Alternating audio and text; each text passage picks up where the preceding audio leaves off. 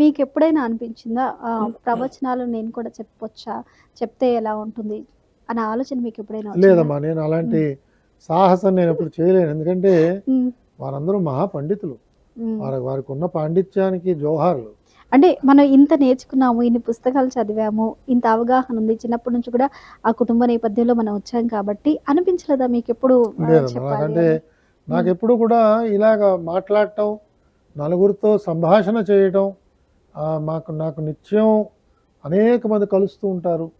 లేదా ఎక్కడికైనా వెళ్ళినా కూడా ఆ కార్యక్రమంలో నలుగురు చుట్టూ చేరితే వాళ్ళతో విషయాలు మాట్లాడటం, హ్మ్. లేదా నిన్న పలానా సభకి వెళ్ళానండి, ఆ సభలో సామవేదం గారు ఈ విషయం చెప్పారు అని వాళ్ళతో పంచుకోవడం, ఈ విధంగా ఆ విషయాలు వ్యాప్తి చెందడానికి నేను కొంత ప్రయత్నం అయితే చేస్తున్నాను.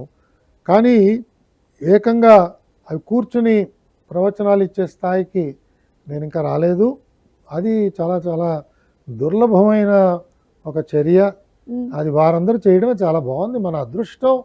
మనం ఇవాళ వారందరికీ సమకాలీనులంగా ఉన్నాం మనం. ఎన్ని అద్భుతమైన అంశాలు వారు చెప్తున్నారు.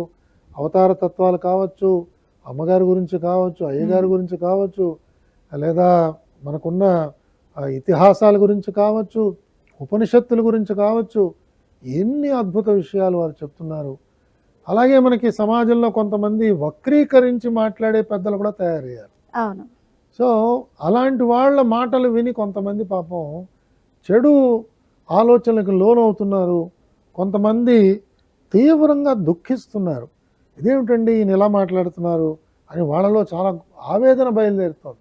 హ్మ్. సో నాతో వాళ్ళు వచ్చి మాట్లాడినప్పుడు ఇది పంచుకుంటారు. ఏమండి ఈ మధ్యన ఈ మత గురువు ఈ విధంగా అన్నారేంటండి అని, ఉదాహరణకి శంకరాచార్య గురించి ఇలా అన్నట్టు కదా, ఎందుకంటారండి హ్మ్. ఇలాగా, తప్పు కదా, మరి ఇలా అనటం సబబుగా లేదు కదా అన్నప్పుడు మనం ఆ గురువుని ఎండగట్టడం చాలా సులభం.